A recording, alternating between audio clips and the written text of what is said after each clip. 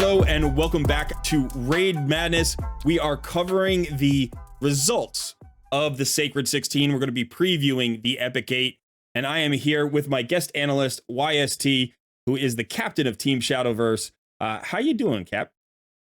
I'm doing all right, thanks. I'm excited for this one. I remember the last time I was having a lot of fun breaking down the different champions and different epics going head to head. So I'm looking forward to seeing what was actually picked going into this next one. Yeah, we're getting into an interesting territory here. With every round, more and more champions have been knocked out. And so really, there are only contenders left. I think the last few decisions are going to be the hardest decisions, and that's what you're here to help with. So hopefully you can provide some insight into these matchups for the players. But again, I think the big benefit of Raid Madness has been the conversations. You know, you and I have been talking champions in our team chat, you know, and debating which is the next 6-star and so on and so forth. And I think it's really interesting to get multiple players' perspectives. And so I'm looking forward to hearing what you have to say about these results. So let's head up to the Northwest region, the Ice Golem's Peak. We are talking about the results from the Sacred 16. And in the first matchup here, we've got Godseeker Aniri up against Allure, the 1 seed versus the 4 seed.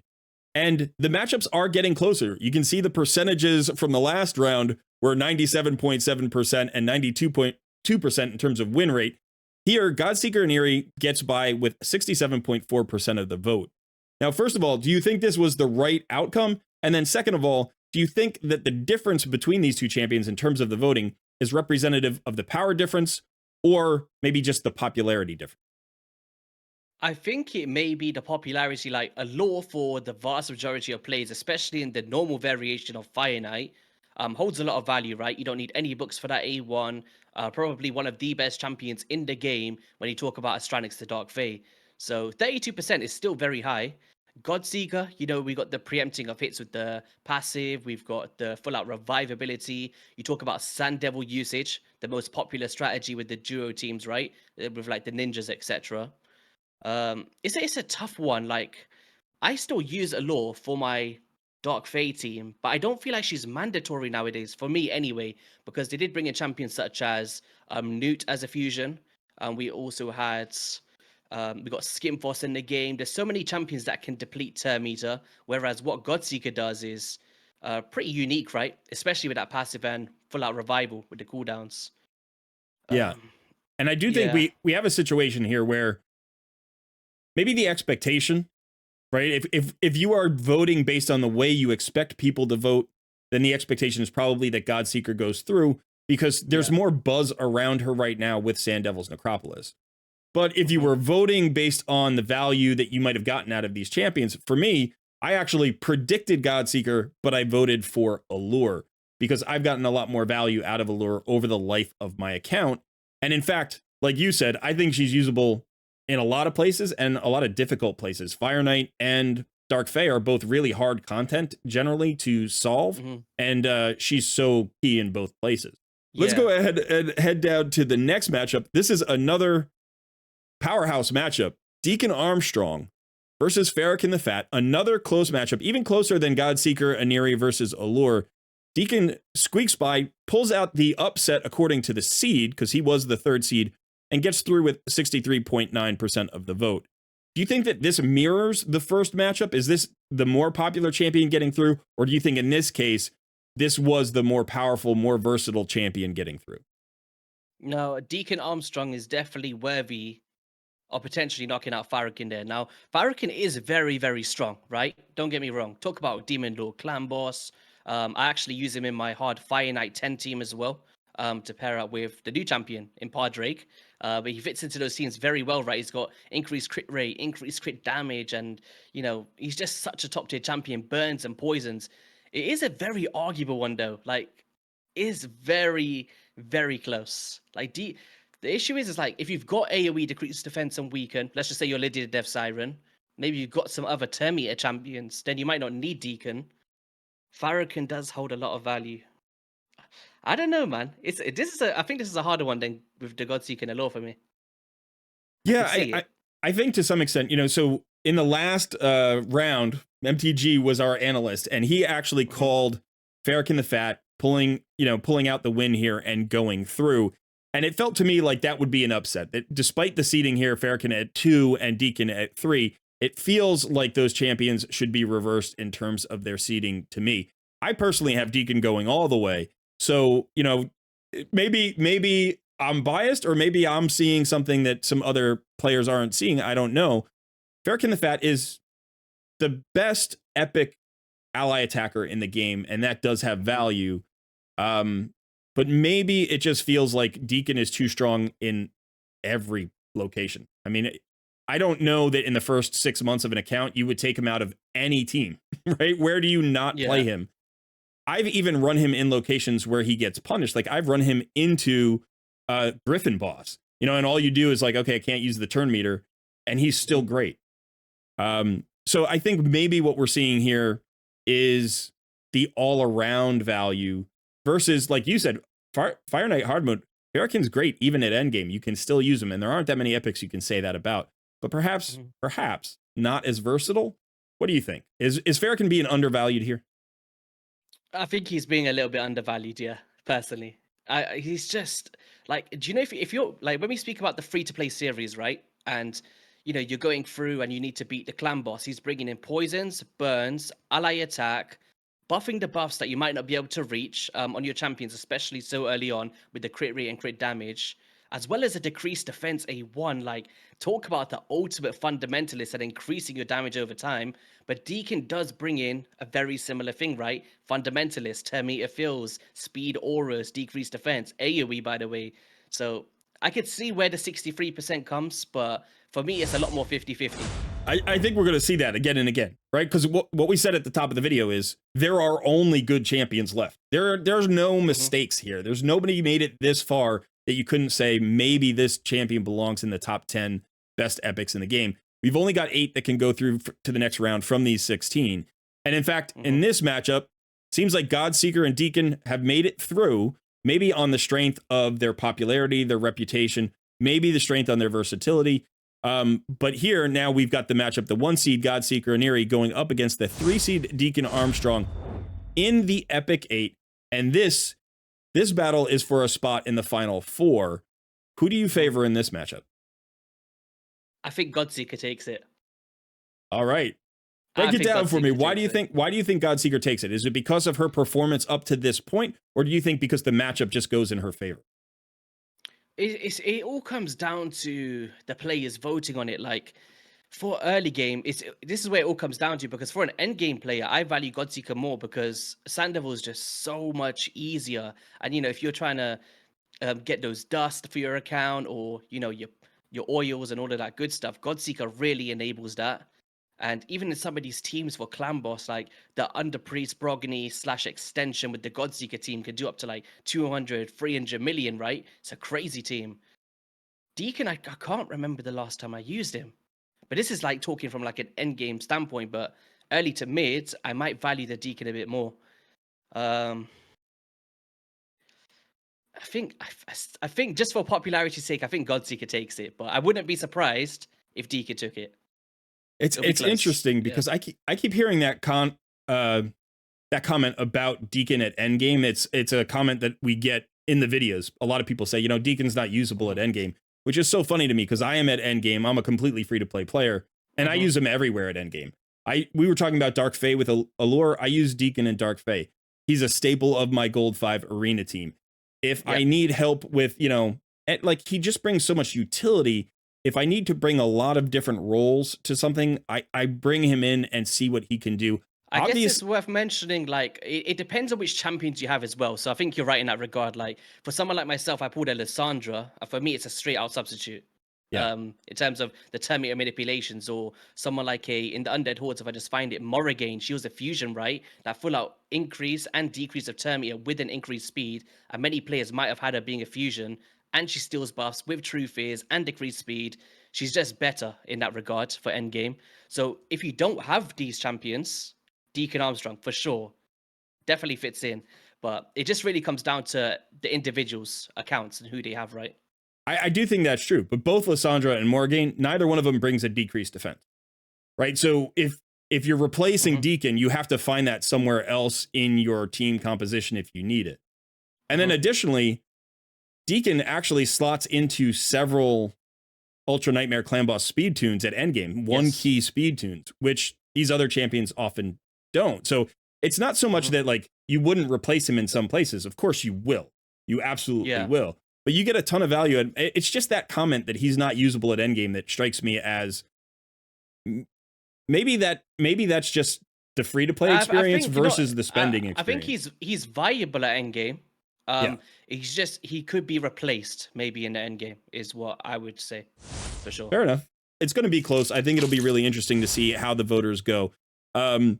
And let's go ahead and move down to the Southwest. The second region here is the Spider's Den. Now, in the Sacred Mhm. 16, in the first matchup, again, another 1v4. Both of these Western regions went exactly to seeding, the 1 versus 4 and the 3 versus 2. So in the 1 Mhm. versus 4 matchup, we have Detha up against Madam Serris. This was Jay Giggs called. Jay Giggs called Madam Serris going all the way through to the finals. She gets knocked off a respectable 37%. Detha goes Mhm. through. Is this at all a surprise to you, or did you feel like this had to be the outcome? No, Demitha is definitely the outcome. That was the one that I voted for anyway. I just felt that straight away because she's a single champion, unkillable, right? One man army. As long as you can get the speeds, pair it up with the free champion and Eris that you can get from the campaign, you've now got an Ultra Nightmare Clan Boss team that's affinity friendly. So being able to enable that as a solo champion is, it's like one of a kind, right? It's really, really good.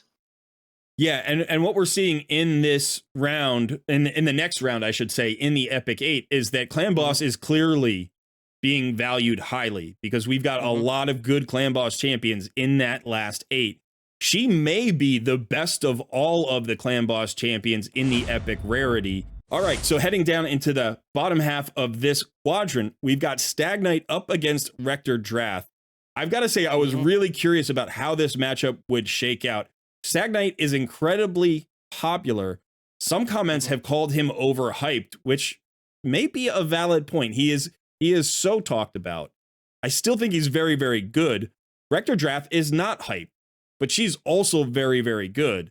And we have two really Hmm. top tier supports here. If you get either one in the first week of your account, you're building them instantly. They are so good in all content. Do you think this went according to plan? And do you think it was a popularity contest, or do you think this represents the actual power difference between these two champions? It's such an interesting one, right? Because we've knocked out Madam Serris for having decreased attack and decreased defense, and then we got Stag Knight winning for decreased attack and decreased defense. It's just funny, right? Um, this one, I might lean towards the Rector Draft, and this is coming from someone that loves Stag Knight. I use him on my free to play. Without him, I'd be struggling like crazy in some of these waves. Arguably, I could just use Doctor Pierced for a very similar role, but Stag Knight is he's just so simple to use, right? Pick up and play, decrease speed A1, great for Iron Twins Fortress. Even in the Fire Knight as well, it's phenomenal. Decrease attack, decrease defense, mitigate damage, increase more damage. The accuracy is a bit nifty as well, right?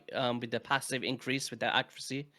I think overall though, if I could choose one or the other, oh man, I think I will say I think it's a lot closer than that. 70-30 is a massive because Rector Draft she brings in perfect veil, right? And there's not many champions in the game, including legendaries. You talk about Fear of the Barkhorn, Duchess, Rector Draft, and that is the order I would put it in terms of perfect veil, Right. to counter the head of Torment and Hydra. Yeah. But even the revive ability, she's got heals in there, decrease attack A1. She's very, very versatile. Yeah, and that decreased attack you mentioned, there aren't many champions that do both. And then obviously there are champions who do just the decrease attack, and there are good Yep. usable champions like Maneater, who we're going to see in a minute. Like Padma. Padma's got a very good one as well, and she's usable in a lot of content. So there Yep. are champions, but now you're talking about bringing in two champions. I think from a free to play perspective, and especially in terms of the recent experience with the HH challenge, what we're finding is champions that do more than one job are more valuable than champions who do one job really, really well. It's like you can't have too many specialists. If you have too many specialists, you end up with not enough roles on your team to take on all the content, right? So Yep. that's where he's filling 3 roles. He's a slow, decrease attack, and decrease defense, and all of those are critically important. So it makes sense to me that he goes through. No matter, I mean, I love Rector Drath. I really, really do, and I think she's a fantastic champion. But I think I had to. I think I would agree with this call. It's so hard seeing it. Like the conversation would have been so much more like crazy if we did Madam Serris versus Stag Knight. Then I'd be like, oh, I don't know. Yeah, there you go. Be a tough one. That'll be a tough one. But in terms of this, I could see it. Yeah. Yeah, but you're right. It is interesting in this round to see Stag Knight go through, but Madam Serris get knocked out. Madam Serris and Stag Knight, not exactly the same champions, but they both do the decreased defense. They both do the decrease attack. Is that enough similarity between the two that when you're looking at the Demitha Stag Knight matchup, this feels very similar to the previous round, and therefore you would exactly predict what I was Demitha getting gonna go? Yeah. Yeah. So you think Demitha is likely to beat Stag Knight around the same percentage that she beat Demitha? Yeah, I think it'll be a very 60-40 split again. And the reason why I say that is like Stag Knight arguably is better than Madam Serris because of the 3-turn cooldown for PvE, not PvP, because she buff removes. Of course, that's amazing. Right. But more versatile value, decreased speed A1, phenomenal. But for a very similar reason, I think the Demitha slips through because she's just it's just too good for an epic champion, man. I don't know, but I could be wrong though. It might be more. Stag Knight might win this one. Who knows? I wouldn't be surprised. If you talk about versatile value, you might use Stag Knight more than Demitha. As you mentioned with the specialty thing, Demitha, we think about Clan Boss straight away, but I still use that build in Tranos. I use it in so many areas, secret rooms, you name it, and she still holds that value. So it just depends, right? Yeah, it does depend. It's funny because one of the other questions that I use to like try to determine who I think is going to win is what would the excitement level be if you pulled this champion from a shard? So we're talking about like if you had a starter code, who would you pick? But this is another question that I ask myself. And I think if you pulled Stag Knight from an ancient shard, you'd be super excited for this champion, right? Early on in the game. I know that firsthand from the free-to-play. When I pulled him, I was like, oh, thankfully. Do you know what? I was about to book up Dr. Pierce, right? And then Stag Knight came out the exact same day. I was like, just imagine I booked all the way of the Pierce, and then I pulled the Stag Knight. I would have been so annoyed. Yeah, it's nice to have those options. But yeah. I do think Stag Knight is one of those champions where you build, again, almost a guaranteed 6-star right away. He's going to carry you for a long time, really versatile. Yep. Now, when you pull Demitha from a Void Shard, you are likewise very excited. And if you did that on, you're free to play. So the excitement level, I think, is actually fairly similar. I do think that, the clan boss being so important, if you're talking about a long-term run, maybe Demitha ends up being the more important champion because you will replace Stag Knight probably in 95% of content by the time you're a year to a year and a half into the game. Whereas you will never replace your Demitha. In fact, if you have another clan boss speed tune, you might replace that speed tune with Demitha simply to free up more champions, right? Because it's such a budget option. You can get a lot of legendaries out. You can pull your Helicath out. You can pull your Ninja out. You can pull your, and Demitha will still get you that one key with like one really good damage dealer. So long-term value versus maybe snowball potential in the Stag Knight. So if you had to call it, you think Demitha goes through? Yeah, I'm going to call it 55, 44, 45, like that. Just 5% leeway each side. Yeah. So here we are in the Northeast region, the Dragon's Lair. Now, this bracket got broken immediately. We had a 1-seed Runekeeper Dazzler, who some people thought was a very high 1-seed, probably should have been like a 4-seed, but he got knocked off by a 16-seed in Phoenix.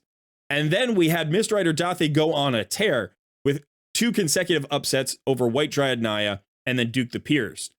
Now, he did eventually get knocked off by Royal Guard in the Sacred 16, but looking back at the first few rounds and all of the upsets there, was there one particular upset that stands out to you as perhaps the most shocking? None of them crazy. I'd say the Runekeeper Dazzler Phoenix one is, I feel like Runekeeper is very underrated, so maybe he could have taken out Phoenix. It could have been 50-50 there, but they are very close, so yeah, I don't think any of them was like a crazy upset, honestly. I kind of agree with most of that. We were just talking about Duke the Pierced and his similarities to Stag Knight. You've had him on your HH Challenge account.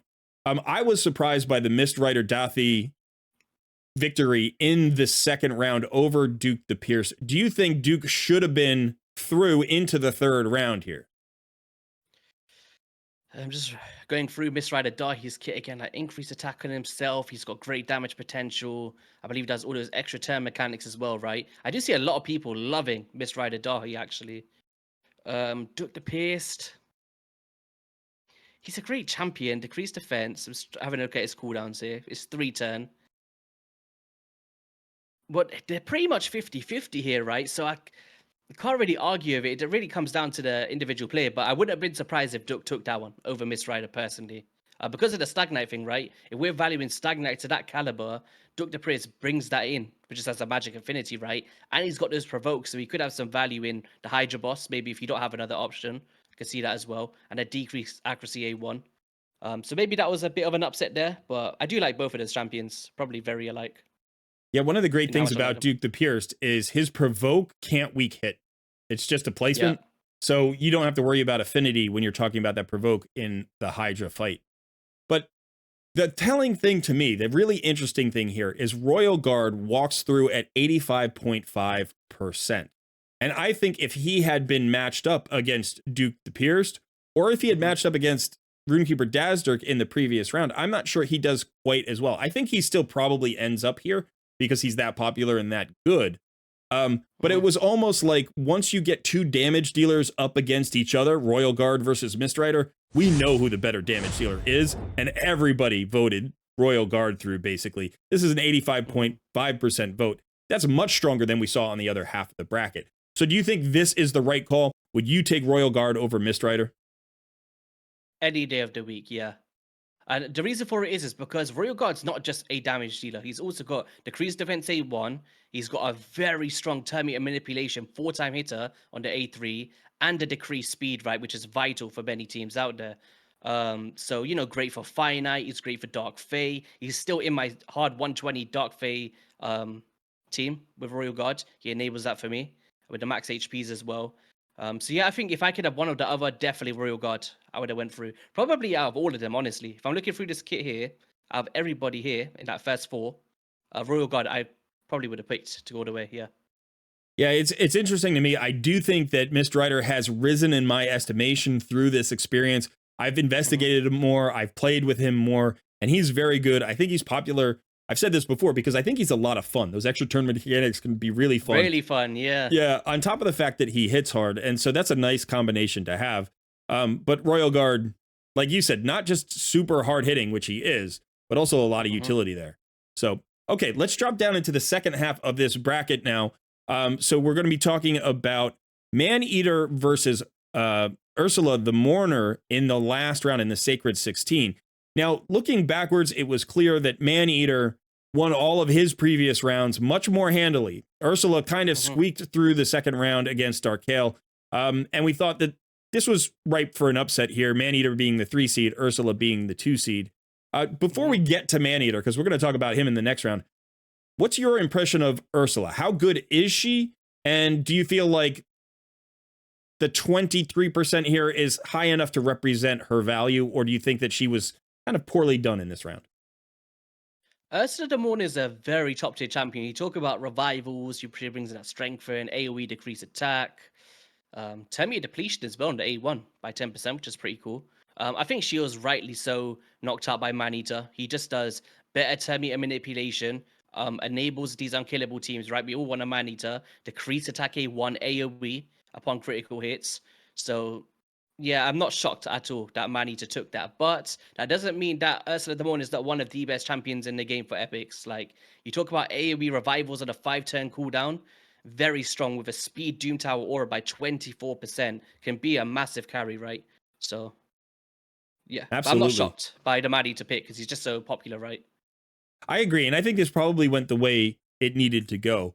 But I will say that this is perhaps one of the best examples of why I wanted to do a Raid Madness bracket in the first place, is to have conversations about champions like Ursula, who I don't think get the buzz that they should. This, like you said, is an incredibly useful, incredibly powerful champion. She's got a fantastic kit, and players should know about her, and they should hear about her strengths from the content creators. And unfortunately, maybe because she's been around for a while, maybe because there's like always new exciting champions coming out, I think she's probably underrated. A lot of people say she didn't deserve a 2 seed. I actually feel like a 2 seed is reasonable. I could see her as a 3 seed. This could have been swapped between her and Maneater here. But I would say a top 15 epic in the game without a doubt. And she belonged here in the Sacred 16. But, you know, moving forward, like you said, Maneater does maybe too much for Ursula to overcome. But that sets up an interesting matchup in the next round. So in the Epic 8, we've got Royal Guard against Maneater. What are your thoughts on this matchup? It's tough. When I actually went through and did it myself, right? I actually had Dark Hail versus Maneater, I think it was. It could have worked out that way. I can't remember. I can't recall correctly. But Maneater versus Royal Guard is a tough one, man. Are we talking? If we're talking double Maneater or Maneater X, Y, and Z, whatever you want. That's up to you. That's up to you how to decide where to value these champions. This is the thing, like Maneater, this is the first time experiencing on the free to play anyway, where he has more value than just an unkillable team, right? Because when I first started this game, I would say it took me 2 to 3 years before I ever seen a Maneater. And by that point, I just didn't have the use for him on my account personally. But with the free to play this time round, I am seeing that even though he's not in my clan boss team at the moment, because I don't have a seeker, I don't have a paying keeper, I don't have a second Maneater, right? You need these components for unkillable. But he does bring in that decreased attack. And in Hydra Boss, I'm using like a bit of unkillable stuff here and there. We're doing the full depletion of the spiders. We're doing it in the Fire Knight as well. And he's the reason why I beat Dark Fae. But I used both of these champions in those teams. So it's like, which one was actually doing more value there? That's what I'm thinking about. It's really interesting because you and I have been debating Maneater for the last several weeks since you pulled him. And you were originally leaning away from him. And I think my input, along with, you know, some other factors, helped convince you to continue to invest in this champion.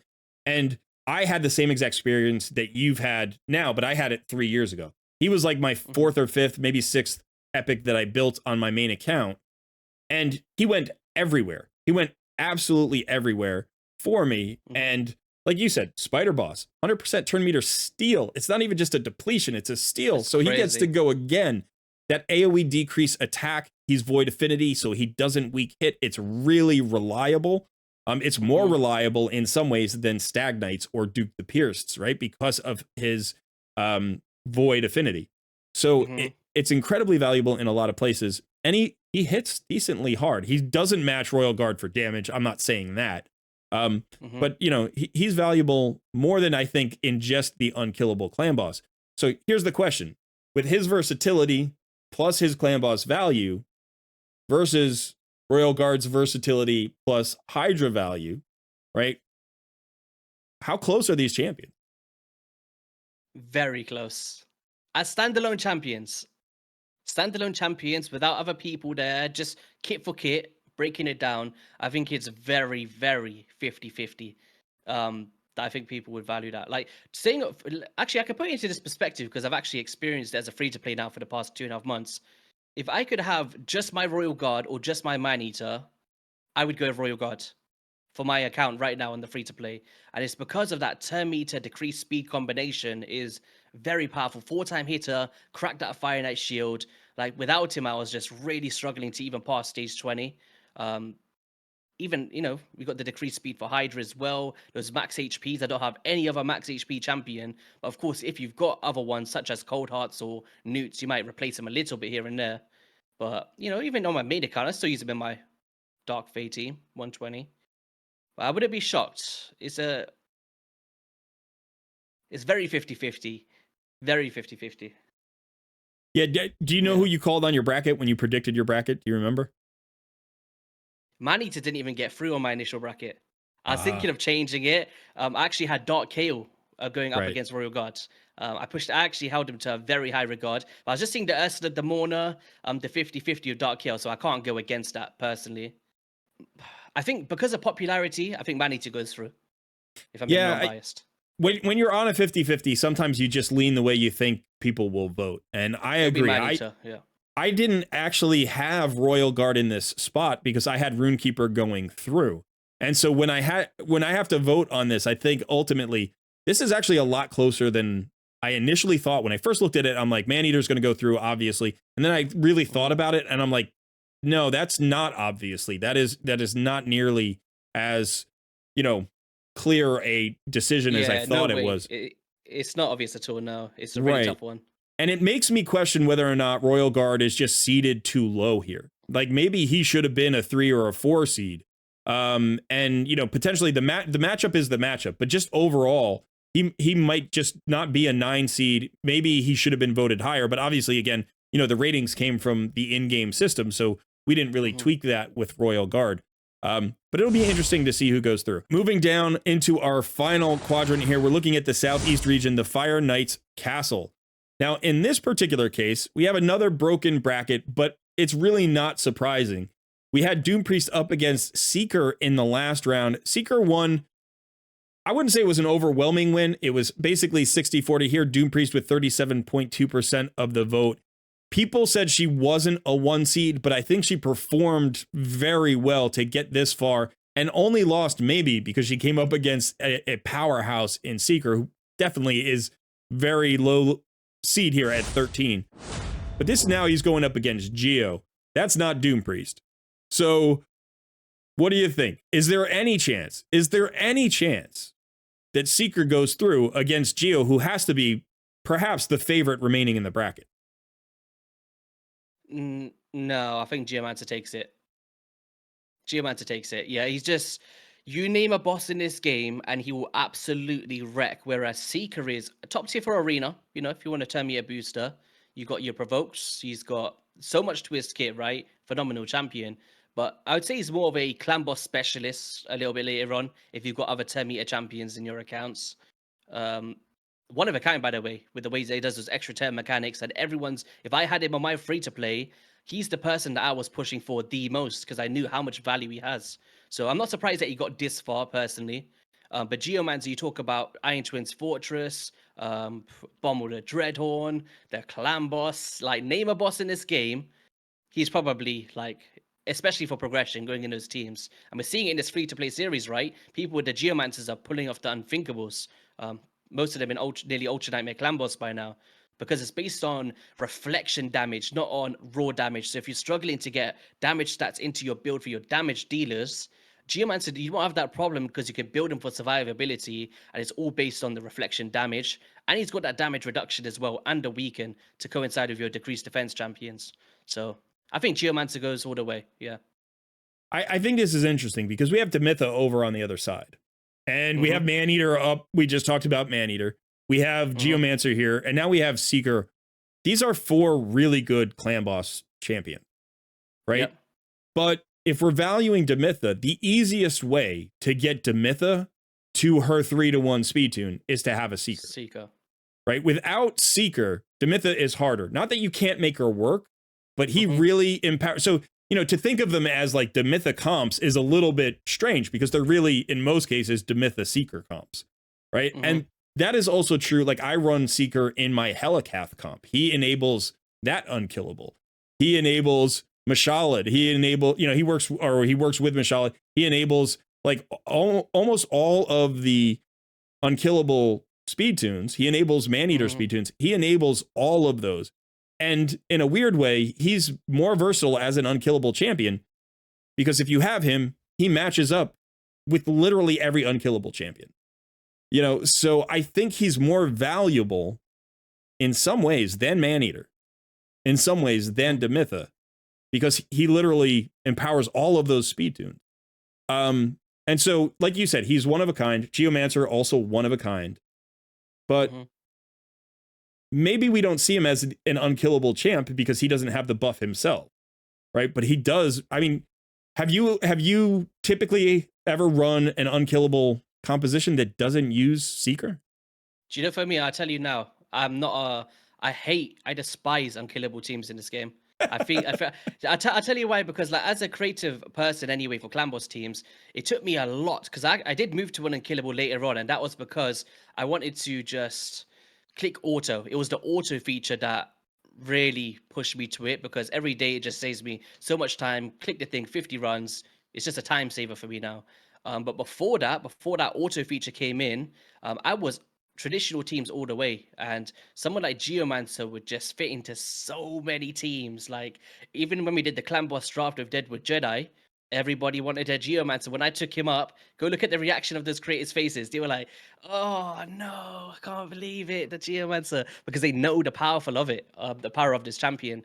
Um, but Seeker does fit into kind of traditional teams as well. I just feel Hmm. like for anyone that, let's just say you don't have the gear to go fast, or you don't have the luxury of going to these 2-to-1 or 3-to-1 ratios, Geomancer could sit there in a 1-to-1 ratio and pummel some insane damage, especially in some of those ally protect teams, right?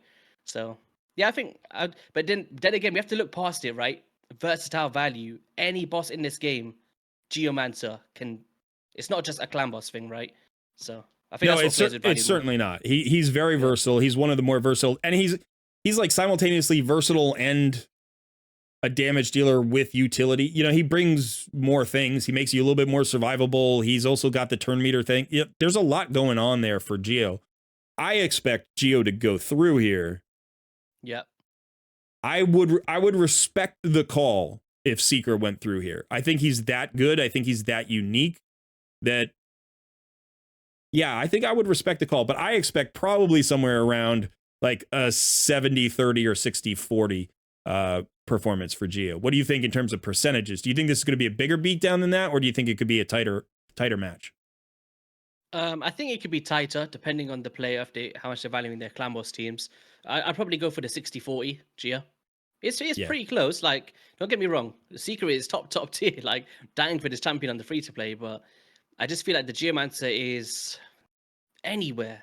Absolute. I'm trying to. I'm just while we're sitting here, I'm thinking of a place that I wouldn't use Geo, and it would probably be what, just waves. Maybe not the best wave based Yeah. champion, I guess. I think despite how much I like Seeker and how much we've talked about him and how interesting he is, I don't see him pulling the upset here. I think Geo is going to probably walk through. Maybe a 60-40 would be pretty respectable for Seeker. It could be a lot worse beatdown. Geo's extremely popular. But now we've called all 4 regions. So let's look forward to the final 4. And it's interesting. So I think you've got Maneater, you got Geo, you've got Godseeker, whereas I have Deacon, you have Godseeker, and you called Detha, I believe, correct? Yeah. All right, so looking forward, how do you think those semifinal matchups are going to go? And then who are you calling as your champion for the whole thing? I think the winner of the entire thing is Geomancer. Without any kind of, I can't explain like how, because okay, Maneater, unkillable team, right?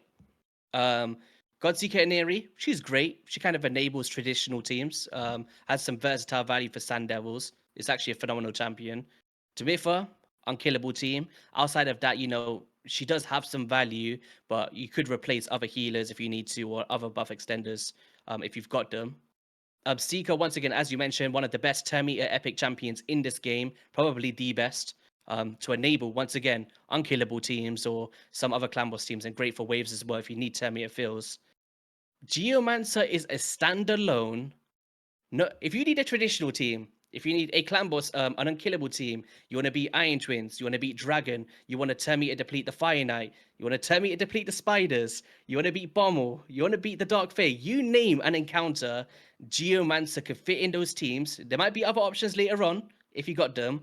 Geomancer is that champion. Hydra boss. Anywhere. Absolutely anywhere. So I think Geomancer takes it by a landslide.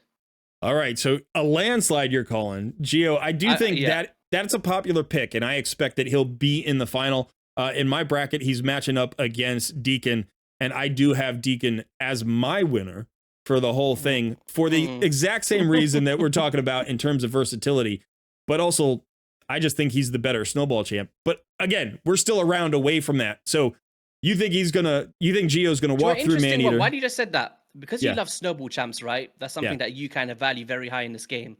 If I was to put you a little cheeky seed as a side one, Deacon Armstrong versus Seeker, who are you choosing? That's, it was funny because I was thinking about that as we were talking about Seeker. And Seeker is one of those very few champions who would make me consider not taking Deacon as my starter code. Like if Seeker was a starter code, I could consider him. And they're similar. They both give you turn meter fill. They both give you, like, you get a decreased defense or an increased attack. So they both increase your damage as a team. I think probably if I had to pick one, I would still go with Deacon.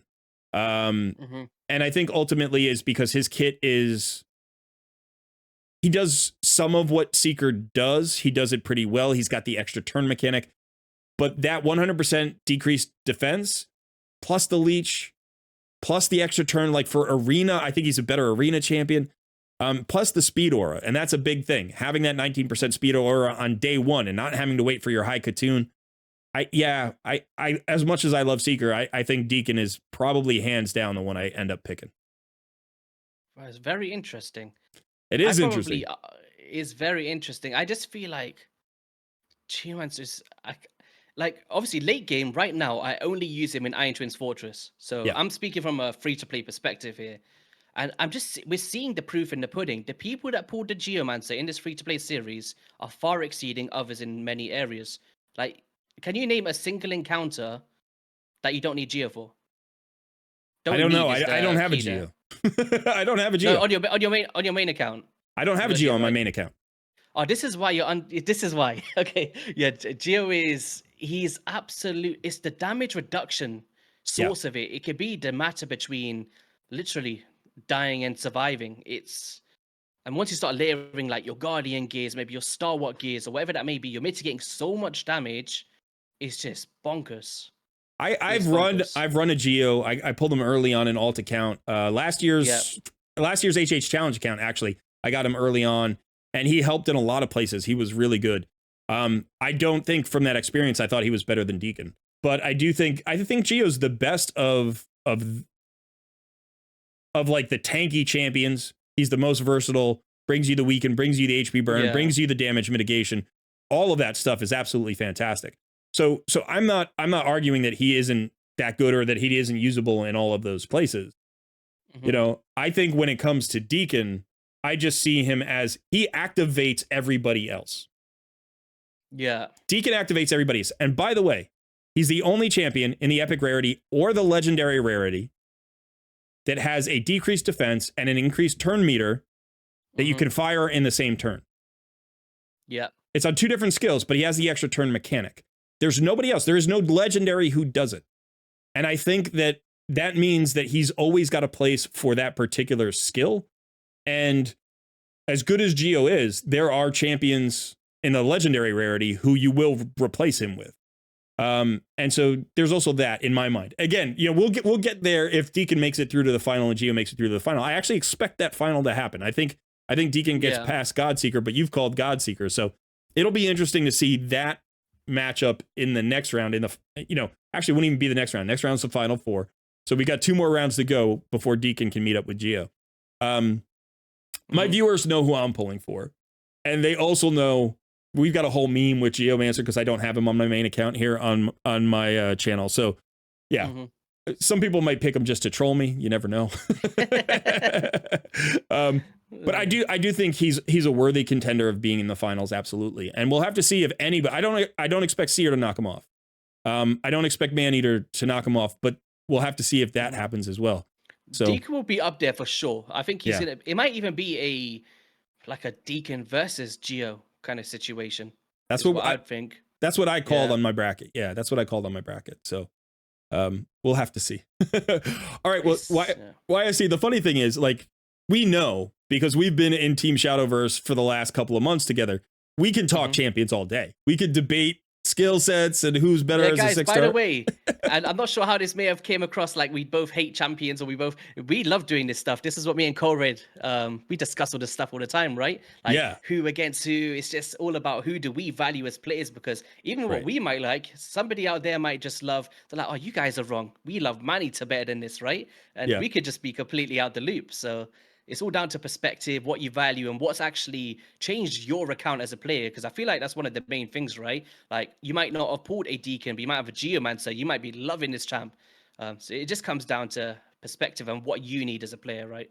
I had at least 3 people call Morag Bronzelock as the winner for the whole bracket. So I'm shocked. From that entire seed, this entire March Madness, the most snubbed champion of this entire thing was Morag Bronzelock. I'm actually shocked how much people didn't value her there. It's terrible. I mean, Ruella's great too. You know, so it's a hard call. You know, that was a relatively close showing for the first round. It was one of the closer showings in the first round. Yeah. But this is the thing about a bracket like this. Like, champions get knocked out early that maybe deserve to be in a little bit longer. Like Runekeeper Dazdurk, like Morag Bronzelock. We saw Ostrox get knocked out. I think he's undervalued because he's really new, but he's a very good champion. So just in that 95% to 4%. Yeah, I Poor mean, Ostrux, man. Seeker should be the winner there, but it shouldn't be a 96 to 4. Ostrox To is be a very fair, good champion. Ostrux he's a very new champion as well, right? So maybe not people, but that Morag, like, to put it in perspective, she is. Well, to be fair, I was wrong as well for a long time. I undervalued her personally. Yeah. So, but the only epic champion in the game with a 3-turn cooldown strengthen buff. The only one. There's no other one in the game. Whereas Ruella, there's other, like, you could maybe have a Lydia, a Raz and Scarhide. There's other champions that can do decreased defense and weaker, right? But she does do decreased speed as well. But Morag is irreplaceable if you're looking for that 3-turn cooldown as an epic champion. And she has ally attack, and she ignores shields, and she's got that counter attack feature in her passive. I think it should have been maybe, it could have been like Morag versus Seeker in that Sacred 16, honestly, is where I would have seen it. Yeah, I do think that that's just the way these brackets work, right? There are teams who are teams, I should say, champions in this case, who just get knocked off, who deserve more conversation, who deserve a deeper thought process. And, that's what the videos have tried to do. That's what you and I do all the time on our own, because every account is different. And sometimes the value of a champion is fluid. It's not just fixed. It's not just, oh, hey, this is the 3rd best champion in the game. It's like, whatever. Maybe it's the 1st best for a particular account. Maybe it's the 20th best for another account. So it really depends on what you have, what you're trying to accomplish, where you are in the game, and all sorts of things. But I do think the conversations are worth having. That's why I wanted to do this event. And that's why I love having you on here, because you, like me, we'll literally talk all day. If we given a chance, we could debate these champions all day long. Yeah. And we find it fun. But I think for our viewers, it's also informative, because maybe they haven't had the experience that we've had being longtime players. And like I said, I've not used all 64 of these champions, but I've probably built 50 to 55 of them at some point. And that's not the case with newer players, right? Maybe you have 5 of these champions. So having the discussion is valuable. I think the craziest part of the March Madness for me, anyway, was I've always compared champions, right? Like Farakin the Fatter versus Kreela, the Witch Arm, or X, Y, and Z, but they're always in similar fields, right? Like Duke the Pierce versus Stag Knight. What made this one so interesting is what's more valuable as champions of 2 completely different kits, right? Like for you as a player, you love turn meter control, and for me, I love just damage. And for me, my main thing is damage mitigation. Over the past 5 years playing this game, ally protection, tankiness is the way I've always built my teams. Whereas you love that kind of, from what I've seen anyway, that snowball effect and reducing turn meter. They're never taking a turn, right? So, and I just like to take the hits but survive them. So it's really cool to see these back and forths of this is why I love this one and this is why I love this one, and they're completely different champions, right? All of them. They are, and I do think that's the interesting thing to see how the community values the different skill sets. And I'm actually like you, I tend to lean towards tanky teams, but I do really I like utility champions that are really, that's the free to play thing. The versatility is the free to play thing. The personal preference is the mitigations. I love the mitigations. I would prefer, like you, not to build an unkillable team, but to build a mitigation team. Take Corvus and add Duchess and throw Corvus is, I love Corvus. And throw in Geomancer, or a Venom Mage or something. Like, start stacking your mitigations, get your perfect veils and your ally protects and your increased defenses and your strengthens, and run for 200 rounds if you can. That's more fun to me than doing 50 rounds and leaving. But the truth of the matter is, I think we're in the minority. I think most people prefer damage numbers, and they prefer to run quickly. And there's a reason for that, because we don't all have 8 hours a day to play this game. Takes too long. Yeah. So there is that as well.